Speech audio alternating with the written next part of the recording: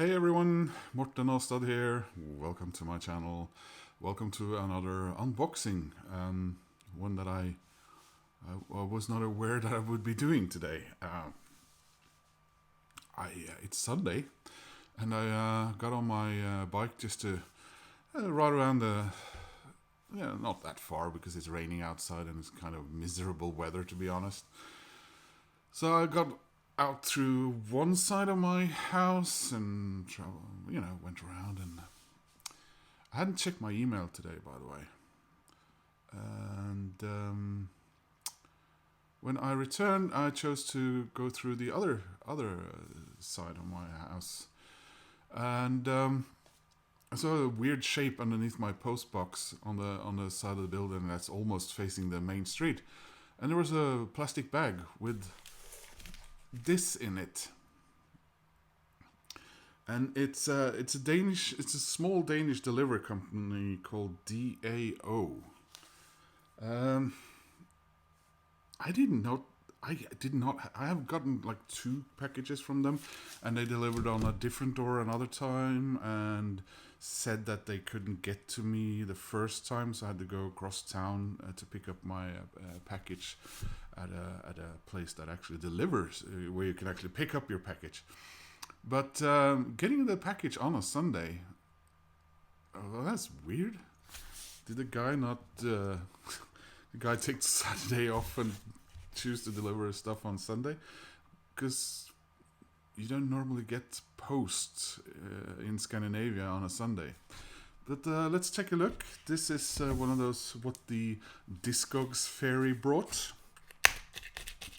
This is some records that I bought on Discogs from.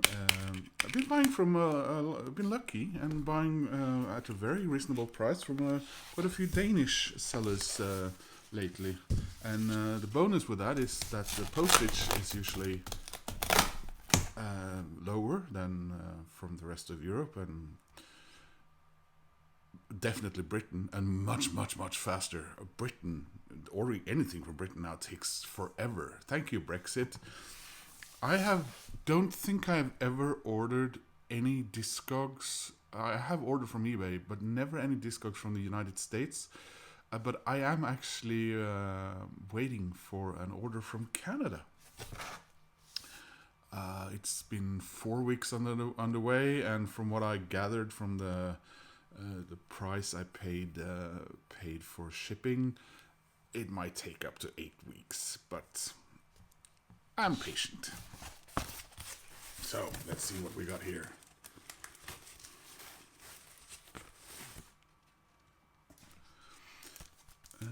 Did I get all of it?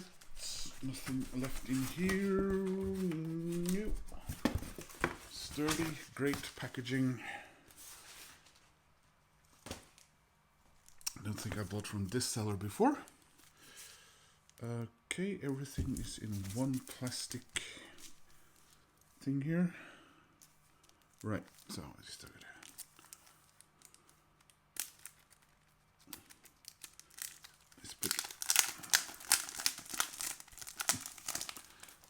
I'm having a Canadian moment. 33 RPM.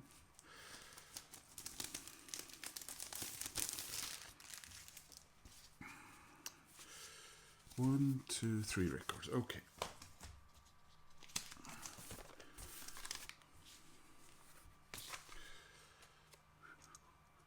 So I just wanted to show the middle one first because it's not related to the other 2 records in here. When I got my record player in Denmark, so I could listen to my old vinyl, I picked out one of my old Nick Kershaw records and listened to that, and then I found I have his debut. I had it for many years.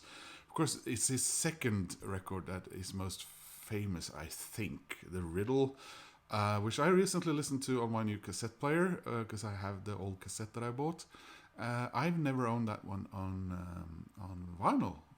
I do have it on CD, yes. I don't remember now. But I never had it on vinyl. And then I found it at a very reasonable price when I was on that big, when I had that huge haul of records that I brought from Frederikshavn a month and a half ago. So I was listening to that, and I thought, Nick Kershaw, what did he do after the Riddle? Well, he did this. Radio Musicola. And I remember seeing this in the shops when I was a kid, and by then I'd moved on, and unfortunately so had a lot of other people, because I don't think this was a big success, and neither was his next album. And he's sort of, I guess his career has been fairly lost, but I think he's past 15-20 years he's been doing well on the, the nostalgia circuit. All those grown-ups who were teenagers like me in the 80s, and they go and see Nick Kershaw or what's his name, Howard Jones, and other bands who were once big in the 80s, and now they tour together in these 80s nostalgia shows. But yeah, so this is Radio Musicola. I never heard it. I heard some songs from his next album, which I think I also might get. They are also dirt cheap. So here's the MCA 80s MCA label. Very, very nice copy. This, happy about that. So,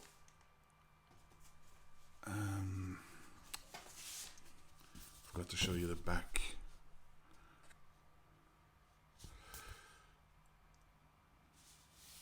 I love the art on this. His face there.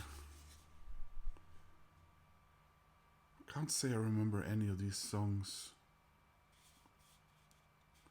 Maybe nobody knows, or maybe that was another artist. I won't go too far into that, but as I told you in several previous videos now, I am trying to after collecting all of Godlin Cream's solo post 10cc albums on vinyl, used vinyl. I decided I wanted to do the same with 10cc. I have. In their case, I have them on CD, but I wanted to add them on vinyl. And this is me getting further into that. I don't have a lot more to go now. So this was their final album in their sort of their initial existence. It's called Windows into the Jungle. Yeah, there's probably some sort of explanation as to the title versus the artwork, and there's actually holes here. So I was gonna say, so that's probably gonna explain the windows but I don't actually think there's gonna be any jungle theme here. So this is the inner sleeve. Let's see if we can get it the right way up. See what we get here. So yeah, so this was their final album in '83. They did come back together for one more album later in the '80s, I think, with Godlin Cream. Not a big success. And then they did one more reunion in the '90s, even lesser of a success. Yeah, so I don't know if it fits that well, but here's the photos you get when I do that side. And if we... Okay, I have to turn it around.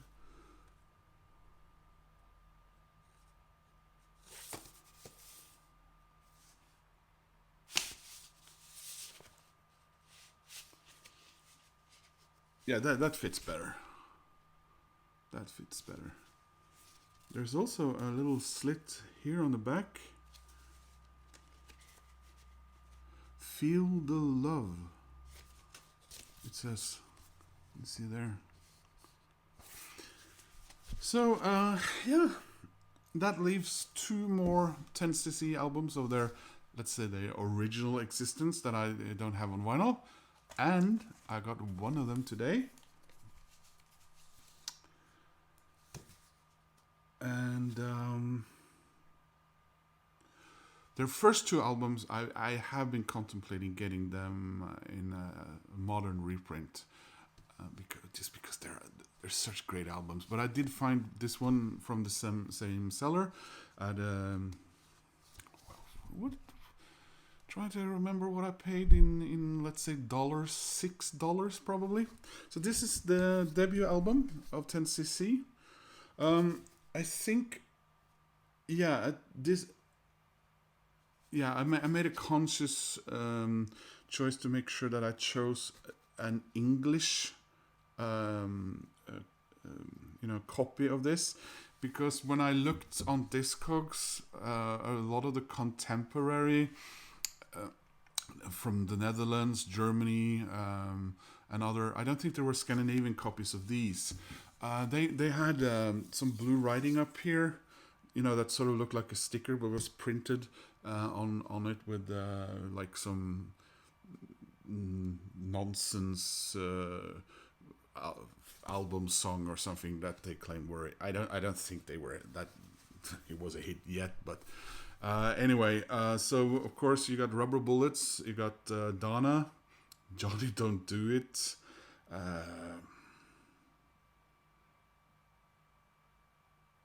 Fresh Air for My Mama, yeah. So here is the band on their debut album. You have, of course, the 2 guys who left after 4 albums, Lol Cream and Kevin Godley, and the 2 guys who kept the band going for another 8 years or so, Graham Goldman and Eric Stewart. First time I remember I was a kid that knew about 10cc, but I didn't know any of their names. So I think the first time I was aware of Eric Stewart was that he was co-writing and producing, I think, Paul McCartney's Press to Play. Not the biggest collaborative success ever, I guess. I don't know if they really got on that well, but I love Press to Play. I don't know why it didn't chart higher, or I just liked it. Anyway, 10cc and 10cc.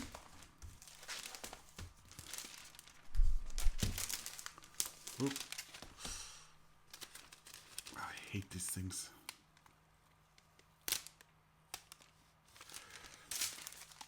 And that only leaves their second album. And I will have all of 10cc's proper studio albums on vinyl. Thanks for watching, guys. Please click like and subscribe, and I hope to see you soon in another video. Bye.